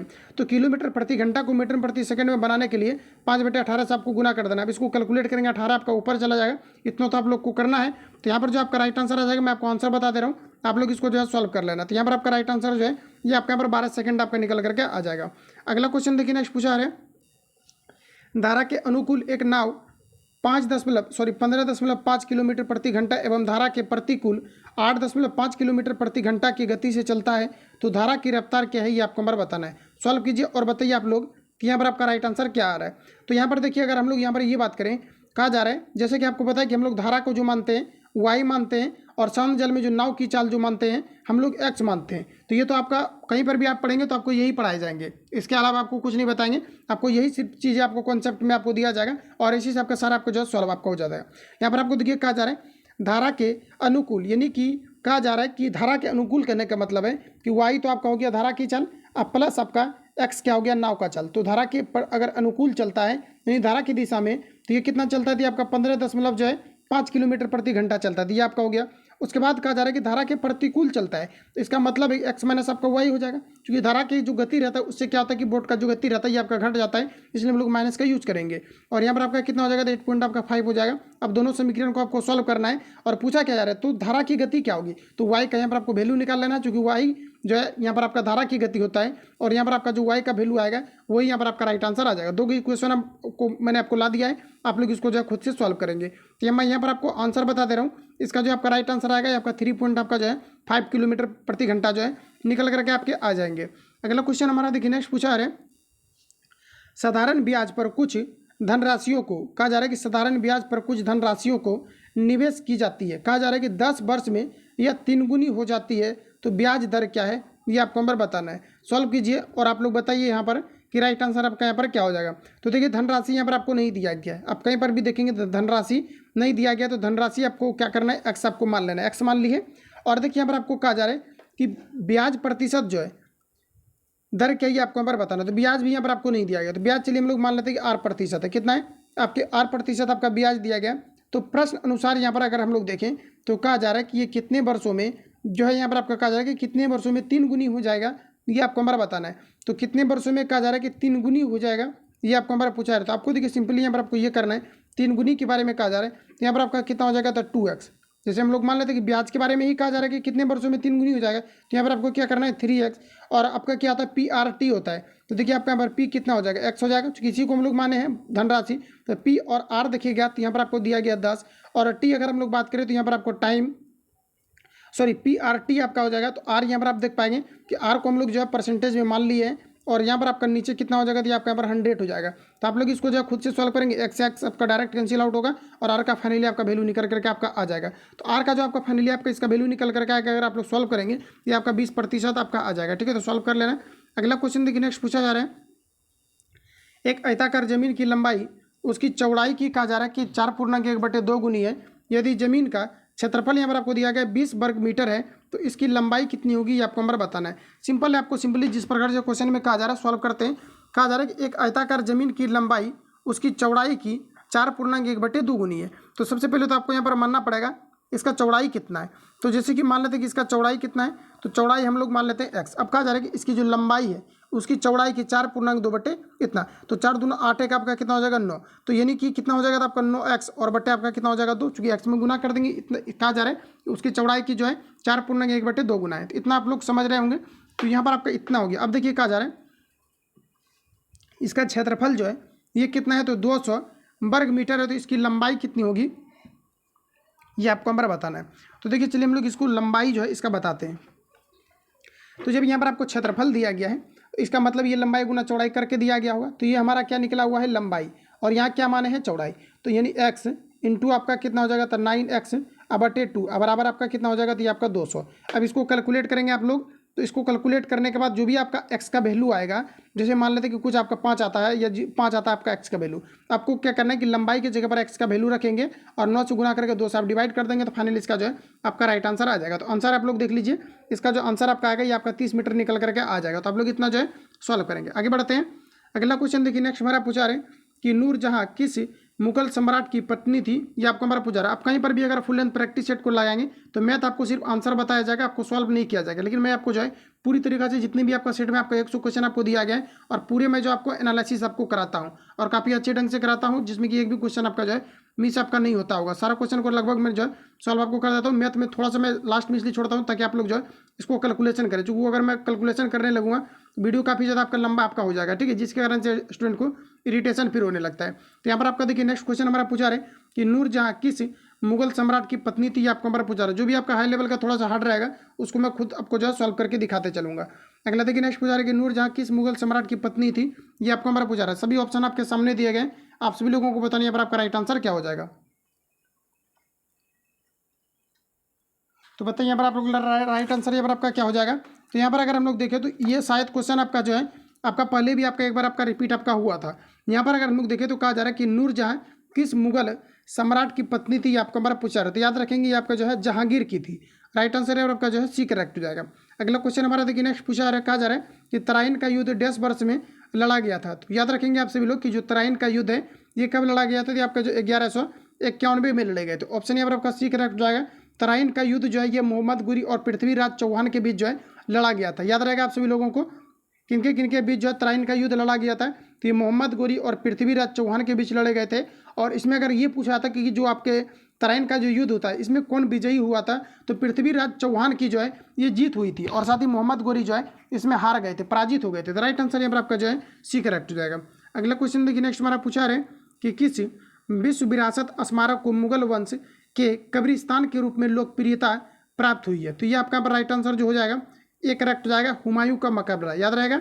आगे बढ़ जाते हैं। अगला क्वेश्चन हमारा देखिए पूछा रहे कि सन 1526 में पानीपत की पहली लड़ाई लोधी साम्राज्य और किनके बीच लड़ी गई थी। ये आपको हमारा बताना है। इंपॉर्टेंट क्वेश्चन है। पानीपत के तीनों युद्ध से रिलेटेड क्वेश्चन जो है आपके पूछे जाते हैं। तो देखिए पानीपत का जो प्रथम आपका लड़ाई हुआ था ये 1526 ईस्वी में आपके हुए थे।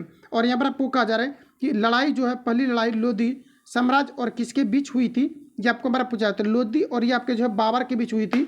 ऑप्शन यहाँ पर आपका राइट हो जाएगा। अगला क्वेश्चन देखिए नेक्स्ट हमारा पूछा रहे कि टीपू सुल्तान ने डैश अंगल मैसूर युद्ध में अपने प्राण त्यागे थे।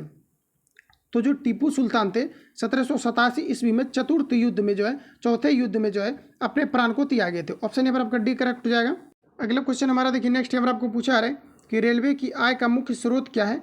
ये आपको हमारा बताना है। तो रेलवे की आय की मुख्य अगर हम लोग स्रोत की बात करें तो ये आपका माल भाड़ा हो जाएगा। क्योंकि माल भाड़ा में क्या होता है उसमें ना तो टीटी की आवश्यकता है, ना तो उसमें जो आपके और जो भी आपके टीटी वगैरह आरपीएफ वगैरह उसमें क्या होता है कि कोई भी चीज़ों की आवश्यकता नहीं होती। और मालगाड़ी से क्या होता है कि जो भी इनकम होता है ये डायरेक्ट जो है प्रॉफिट ही आपका होता है। उसमें ज़्यादातर जो इन्वेस्टमेंट की जो आवश्यकताएँ नहीं होती है। राइट आंसर यहाँ पर आपका जो एक करेक्ट हो जाएगा। अगला क्वेश्चन देखिए नेक्स्ट मैंने पूछा रहे कि निम्न में से कौन सा राज्य ऊनी वस्त्रों का अग्रणी उत्पादन है। ये आपको हमारा बताना है। बताइए आप लोग राइट आंसर यहाँ पर आपका क्या होगा। तो ऊनी वस्त्रों की अगर हम बात करें तो यहाँ पर आपका राइट आंसर हो जाएगा पंजाब। करेक्ट आंसर जो हो जाएगा यहाँ पर आपको ऑप्शन बी यहाँ पर आपका करेक्ट हो जाएगा। और यहाँ से क्वेश्चन आपका पूछा जाता है कि ऊन जो है किस प्रकार का है। ये आपके तंतु है। तो याद रखेंगे कि ऊन जो है एक प्रकार के आपका प्राकृतिक आपके तंतु है। बाकी जैसे कि आपका पॉलिस्टर वगैरह हो गया तो ये सब आपका सिंथेटिक जो है आपके फाइबर के अंतर्गत आपके आ जाते हैं, जो कि आपके संश्लिष्ट आप बोल सकते हैं कि संश्लिष्ट आपका जो है ये आपके तंतु के अंतर्गत आपके आ जाते हैं। तो यहाँ से भी क्वेश्चन आपका पूछा जाता है, ध्यान रखेंगे आप सभी लोग। अगला हमारा देखिए नेक्स्ट क्वेश्चन पूछा रहे कि 20 फरवरी 1947 आधुनिक भारत के इतिहास में एक महत्वपूर्ण तिथि है। इस तिथि के साथ निम्न में से कौन सी घटना जुड़ी हुई है, ये आपको हमारा बताना है। तो बताइए 1920 फरवरी 1947 जो है ये आधुनिक भारत का इतिहास में एक महत्वपूर्ण तिथि है। ये किन जो है घटना से जुड़ी हुई है, ये आपको हमारा बताना है। तो बताइए आप लोग राइट आंसर क्या होगा। ये देखिए ब्रिटिश सरकार ने जो है जून 1948 तक जो है भारत छोड़ने की इच्छा की घोषणा की थी। राइट आंसर यहाँ जो है ये आपका राइट हो जाएगा। अगला हमारा देखिए नेक्स्ट क्वेश्चन पूछा जा रहा है कि ब्रिटिश साम्राज्यवाद के दौरान भारत के आर्थिक शोषण के उद्घाटन को सिद्धांत को किसने प्रस्तुत किया था। तो ये जो किया गया था ये दादा भाई नौरोजी के द्वारा। ऑप्शन बी यहाँ पर आपका राइट हो जाएगा। ठीक है, तो ध्यान रखेंगे आप सभी लोग। अगला हमारा देखिए नेक्स्ट क्वेश्चन पूछा है कि महात्मा गांधी को पहली बार किसने राष्ट्रपिता से संबोधित किया था। तो ये किया गया था सुभाष चंद्र बोस के द्वारा। ऑप्शन यहाँ पर आपका डी करेक्ट हो जाएगा। क्वेश्चन मार्क कर लेंगे। ये क्वेश्चन आपका जो है प्रीवियस पेपर में भी पूछा हुआ था। महात्मा गांधी को जो है महात्मा की उपाधि किनके द्वारा दिया गया था, तो ये सुभाष चंद्र बोस के द्वारा दिए गए थे। तो ऑप्शन यहाँ पर आपका जो है डी करेक्ट हो जाएगा। वही क्वेश्चन यहाँ पर आपको पूछा रहे महात्मा गांधी को पहली बार किसने राष्ट्रपिता के बारे में पूछा रहे। तो यहाँ पर आपको बताना है कि राष्ट्रपिता से संबोधित जो किया था ये सुभाष चंद्र बोस के द्वारा किए गए थे। तो राइट आंसर जो है यहाँ पर आपका डी करेक्ट हो जाएगा। अगला हमारा देखिए नेक्स्ट क्वेश्चन पूछा आ रहा है, यहाँ पर आपको बताना है कि ईस्ट इंडिया कंपनी की स्थापना किनके शासनकाल में हुई थी, ये आपको हमारा बताना है। तो इंपॉर्टेंट क्वेश्चन है। ईस्ट इंडिया कंपनी की अगर हम लोग बात करें तो 1600 ईस्वी में जो है ईस्ट इंडिया कंपनी की स्थापना किया गया था। और ये जो किया गया था ये अकबर के द्वारा किए गए थे। ऑप्शन यहाँ पर आपका जो है बी करेक्ट हो जाएगा। ठीक है, तो याद रखेंगे आप सभी लोग कि ईस्ट इंडिया कंपनी के बारे में पूछा रहे हैं। ईस्ट इंडिया कंपनी की स्थापना किनके शासनकाल के दौरान किया गया था, तो अकबर के शासनकाल के दौरान में जो है किया गया था। तो ऑप्शन बी यहाँ पर आपका राइट हो जाएगा। अगला हमारा देखिए पूछा रहे कि निम्न में से किस राजपूत वंश ने अकबर के समकक्ष समर्पण नहीं किया था। बताइए आप लोग यहाँ पर आपका राइट आंसर क्या हो जाएगा। ये आपका सिसोदिया हो जाएगा। ऑप्शन यहाँ पर आपका जो है डी करेक्ट हो जाएगा। अगला क्वेश्चन देखिए पूछा रहे कि औद्योगिक क्रांति कहाँ घटी थी, ये आपको हमारा बताना है। तो देखिए औद्योगिक जो क्रांति है ये इंग्लैंड में घटित हुई थी। ऑप्शन यहाँ पर आपका करेक्ट हो जाएगा। इंपोर्टेंट क्वेश्चन है, ये सभी ऑलरेडी आपका कई बार आपका रिपीट भी आपके हुए हैं। अगला हमारा देखिए नेक्स्ट क्वेश्चन यहाँ पर आपको पूछा रहे यदि गति में रहते हुए घूर्णन की धुरी वस्तु में से होकर नहीं गुजरती है तो उस गति को डैश कहा जाता है। बताइए आप लोग राइट आंसर यहाँ पर आपका क्या हो जाएगा। क्वेश्चन को फिर से पढ़ना है तभी आपको समझ में आएगा। कहा जा रहा है कि यदि गति में रहते हुए घूर्णन की धुरी वस्तु में से होकर नहीं गुजरती हो तो उस वस्तु को क्या कहा जाता है, ये आपको हमारा बताना है। तो इसे जो कहा जाता है इसको घुमाव गति कहा जाता है। ऑप्शन यहाँ पर आपका जो है ए राइट हो जाएगा। अगला क्वेश्चन देखिए पूछा रहे 1 नैनोमीटर डैश मीटर के तुल्य होता है। बताइए आप लोग यहाँ पर आपका राइट आंसर क्या होगा। तो देखिए दोस्तों 1 नैनोमीटर जो होता है ये आपका 10 टू द पावर आपका 9 मीटर के बराबर होता है। ऑप्शन में अगर हम लोग देखें ऑप्शन यहाँ पर आपका सी करेक्ट हो जाएगा। अगला हमारा देखिए पूछा रहा है कि एक वस्तु को एक निश्चित ऊंचाई से मुक्त रूप से गिराने पर 1 सेकेंड में जमीन तक पहुंचती है, जमीन के साथ टकराने पर उसका वेग क्या होगा, ये आपको हमारा बताना है। सभी ऑप्शन आपके सामने रहे। बताइए आप लोग यहाँ पर आपका राइट आंसर क्या होगा। तो यहाँ पर देखिए जो आपका करेक्ट आंसर हो जाएगा ये आपका 14.4 आपका 7 जो है आपका मीटर पर आपका सेकेंड हो जाएगा। ठीक है, आगे बढ़ते हैं। अगला क्वेश्चन हमारा देखिए नेक्स्ट यहाँ पर आपको पूछा है, यहाँ पर आपको बताना है कि बैरोमीटर की रीडिंग में अचानक गिरावट का तात्पर्य क्या है, ये आपको हमारा बताना है। बताइए आप लोग यहाँ पर आपका राइट आंसर क्या हो जाएगा। यहाँ पर देखिए आप लोगों को लग रहा होगा कि मैंने सॉल्व यहाँ पर आपका नहीं किया है। देखिए यहाँ पर आपका इसको अगर आप सॉल्व करना चाहते हैं तो आप लोग सॉल्व कर लेना है। यहाँ पर देखिए इसका आपका यहाँ पर आपका फॉर्मूला आपका हो जाएगा। देखिए बी बराबर आपका फॉर्मूला होता है यूटी और प्लस आपका जो है जीटी आपका होता है। ठीक है, अब देखिए सारा कुछ यहाँ पर आपको दिया गया और लास्ट में आपको पूछा रहे टकराने पर उसका वेग क्या होगा। तो देखिए यू अगर हम लोग बात करें तो जो आपका प्रारंभिक जो आपका वेग होगा ये तो आपका 0 हो जाएगा, तो ये आपका पूरा 0 होकर आपका खत्म हो जाएगा। और जी की अगर हम लोग बात करें तो जी का जैसा कि आपका वैल्यू है 9.8 होता है और टाइम यहाँ पर आपको दिया गया कितना दिया गया 1 सेकेंड आपको दिया गया। ठीक है, तो यहाँ पर अगर हम लोग 1 अगर रखते हैं तो ये आपका निकल करके कितना आएगा, तो 9.8 जो है ये आपका मीटर पर आपका सेकंड निकल करके आएगा। तो आप लोग इसको जो है 9.8 आपका यहाँ पर राइट आंसर आपका हो जाएगा। शायद से कि मैंने आपको सी बता दिया था, ये आपको गलत हो जाता। राइट आंसर यहाँ पर आपका जो है ये वाला बी यहाँ पर आपका करेक्ट हो जाएगा। कितना हो जाएगा, तो 9.8 मीटर पर आपका जो है सेकंड आपका हो जाएगा। और जी का जो वैल्यू होता है ये आपका ध्रुव पर आपका इतना ही होता है 9.8 मीटर पर आपका सेकंड होता है। तो बिना सॉल्व किए आप डायरेक्ट भी इसको जो है लगा सकते हैं। तो ऑप्शन यहाँ पर आपका बी करेक्ट हो जाएगा। अगला क्वेश्चन हमारा देखिए नेक्स्ट यहाँ पर आपको पूछा जा रहा था कि बैरोमीटर की रीडिंग में अचानक गिरावट का तात्पर्य क्या है, ये आपको हमारा बताना है। बताइए आप लोग राइट आंसर क्या होगा। ये आपका हमारा हो जाएगा तूफान। ऑप्शन यहाँ पर आपका राइट हो जाएगा। अगला देखिए नेक्स्ट पूछा रहे हैं कि भौतिक मात्रा एंट्रोपी की इकाई क्या है। इंपॉर्टेंट क्वेश्चन है, कन्फ्यूजन भी इसमें काफ़ी ज़्यादा रहता है और याद भी नहीं होता है। यहाँ पर आपका हो जाएगा जूल प्रति केल्विन, क्या हो जाएगा, तो जूल प्रति जो केल्विन होता है इसे हम लोग एंट्रोपी के नाम से जानते हैं। राइट आंसर यहाँ पर आपका जो हो जाएगा ऑप्शन यहाँ पर आपका डी करेक्ट हो जाएगा। याद रखेंगे आप सभी लोग, भौतिक मात्रा एंट्रोपी की इकाई क्या है, ये आपका यहाँ पर क्या हो जाएगा, जूल पर आपका जो है आपका केल्विन हो जाएगा। अगला क्वेश्चन देखिए, नेक्स्ट हमारा पूछा जा रहा है, कोई सज्जन आपको बुला रहा है, इस वाक्य में किस सर्वनामिक विशेषण का प्रयोग किया गया है। तो कोई सज्जन आपको बुला रहा है, डायरेक्ट कहा जा रहा है कि आपको बुलाया जा रहा है, तो निश्चयवाचक सर्वनाम के अंतर्गत आएगा। सॉरी, यहाँ पर देखिए कहा जा रहा है कि कोई सज्जन आपको बुला रहा है, इस वाक्य में सर्वनामिक विशेषण क्या है, ये आपको हमारा पूछा रहा है, और निश्चयवाचक आपका यहाँ पर हो जाएगा।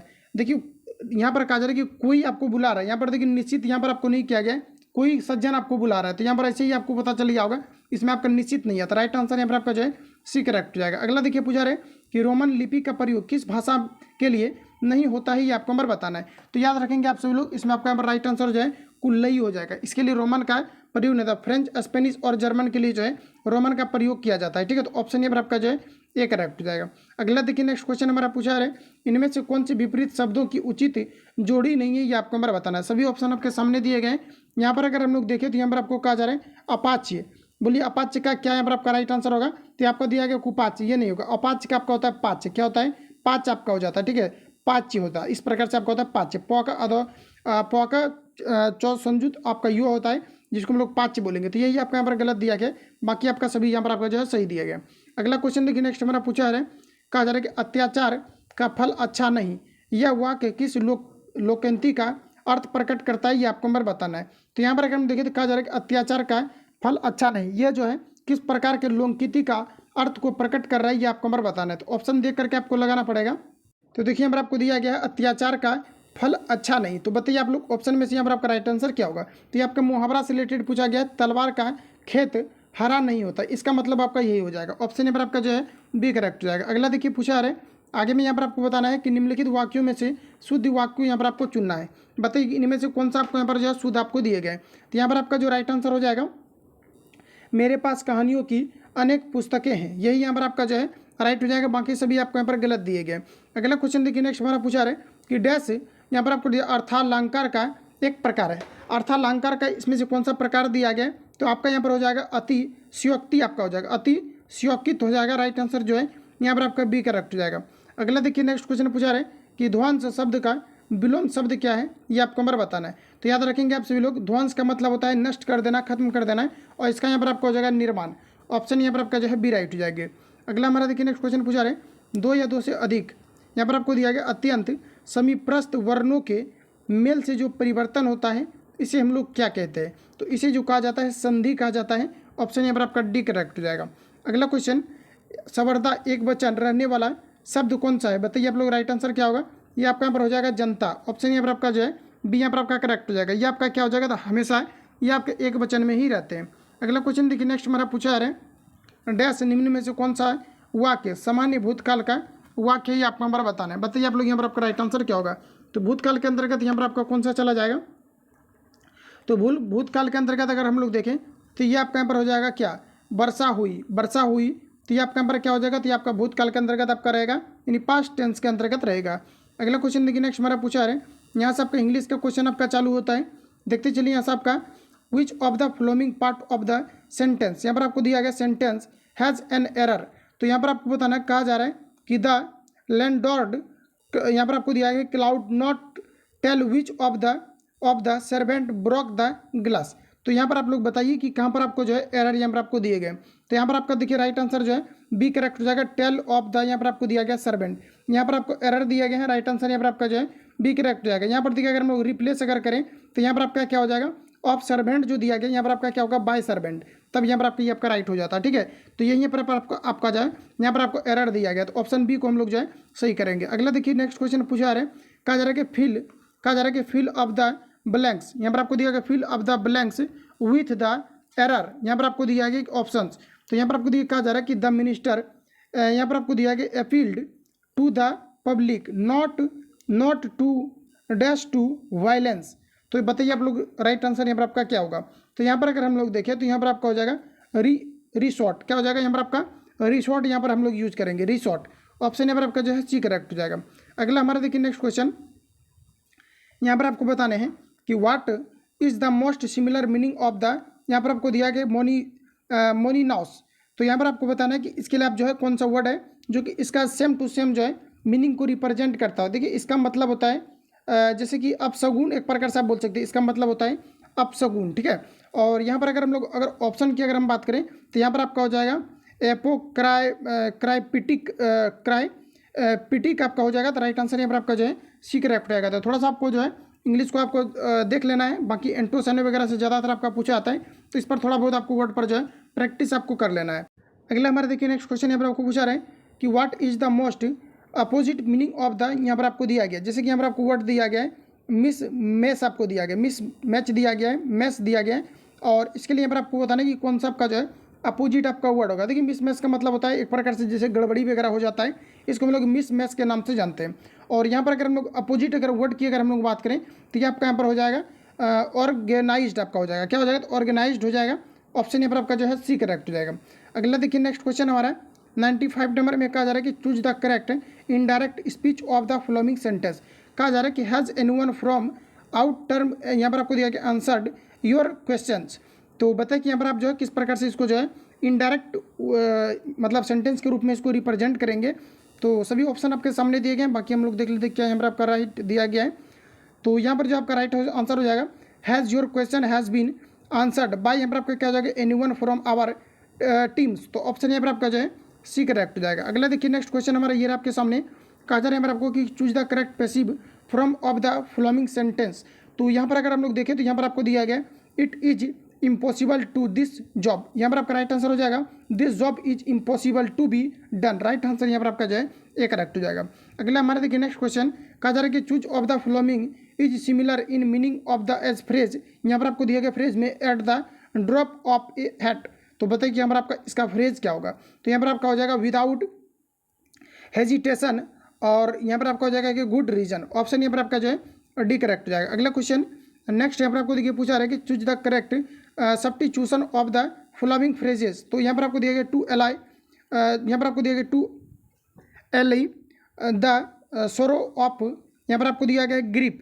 तो बताइए हम लोग इसका जो है किस प्रकार के फ्रेज के रूप में आप जो है यूज करेंगे। तो यहाँ पर आपका हो जाएगा टू कंसोल। राइट आंसर यहाँ पर आपका बी हो जाएगा।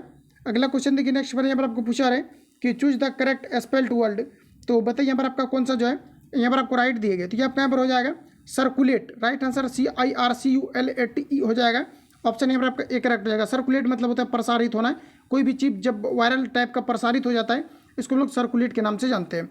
अगला क्वेश्चन है कि इम्प्रूव द बैक, यहाँ पर आपको दिया गया कि bracketed part of the sentence. तो यहाँ पर आपको कहा जा रहा है कि इम्प्रूव, इसको यहाँ पर आपको इम्प्रूव करना है, और कहा जा रहा है कि यहाँ पर आपको विराट वेट्स वेरी वेल, यहाँ पर आपको दिया डिडंट ही। तो बताइए कि यहाँ पर आप जो है इसको किस प्रकार से आप जो है इम्प्रूव करेंगे। तो यहाँ पर देखिए इसका जो यहाँ पर आपका राइट आंसर होगा ये आपका हो जाएगा डोंट ही, क्या हो जाएगा डजंट ही हो जाएगा। क्योंकि विराट किसी व्यक्ति के नाम के बारे में कहा जा रहा है, और नाम में आपका जो लगता है ये आपका डज लगता है थर्ड पर्सन सिंगुलर नंबर के साथ, इसलिए यहाँ पर आपका जो है डज आपका हो जाएगा, डिडंट आपका नहीं होगा। तो ऑप्शन यहाँ पर आपका बी जो है राइट हो जाएगा। तो फ्रेंड्स जितने भी क्वेश्चन आपका इस सेट से आपका पूछा गया था इन सभी को मैंने आपको कंप्लीटली जो है आपको रिवील कर दिया। बाकी किसी प्रकार का डाउट या संशय आप हम कमेंट कर सकते हैं। बाकी देखिए टेलीग्राम को लेकर के कुछ छात्र लगातार कमेंट कर रहे हैं, तो पीडीएफ के लिए आप लोगों को हतोत्साहित न होना। आज देखिए नया आपको टेलीग्राम आपको जो है चैनल आपको बना दिया जाएगा, तो आप सभी लोगों को जुड़ जाना है। वो वाला जो है कुछ उसमें आपका एरर हो गया, जिसमें कि मैंने काफ़ी ज़्यादा जो है उसको कोशिश भी किया सॉल्व करने का, लेकिन वो आपका नहीं हो रहा है। उसमें नए जो भी कैंडिडेट हैं वो जुड़ ही नहीं पा रहे हैं, और जो भी उसमें पुराने कैंडिडेट है वही लोग सिर्फ पीडीएफ को विजिट कर पा रहे हैं। तो सारा पीडीएफ मेरे पास अवेलेबल है, सारा कुछ मैं आपको जो है प्रोवाइड आपको टेलीग्राम पर कर दूंगा। तो आज हो सकता है कि आपको जो है टेलीग्राम आपको चैनल बना दिया जाएगा, और साथ ही आपको जो है डिस्क्रिप्शन में डाल दिया जाएगा, या फिर मैं आपको एक स्पेशल वीडियो बना करके मैं आपको बता दूंगा। तो उससे आप लोग देख करके जो है आप सभी लोगों को जुड़ जाना है, वहीं पर आपको सारा पीडीएफ जो है आपको प्रोवाइड कर दिया जाए। ज़्यादातर आपको लोगों को हतोत्साहित नहीं होना है, जितना भी मैंने आपको सेट को कवर कराया हुआ है ये सारा आपको मिल जाएगा। बाकी जो भी नोट्स वगैरह आपका इंपॉर्टेंट आएगा, जो कि आपके एग्जाम पॉइंट से आपका इंपॉर्टेंट हो सकता है, सारा कुछ आपको प्रोवाइड किया जाएगा, हतोत्साहित नहीं होना है। बाकी मिलते हैं नेक्स्ट वीडियो में। जो लोग चैनल पर नए चैनल को सब्सक्राइब करके बेल आइकन को प्रेस कर लेना, क्योंकि जब भी वीडियो अपलोड होगा तो नोटिफिकेशन पहुंचते रहे।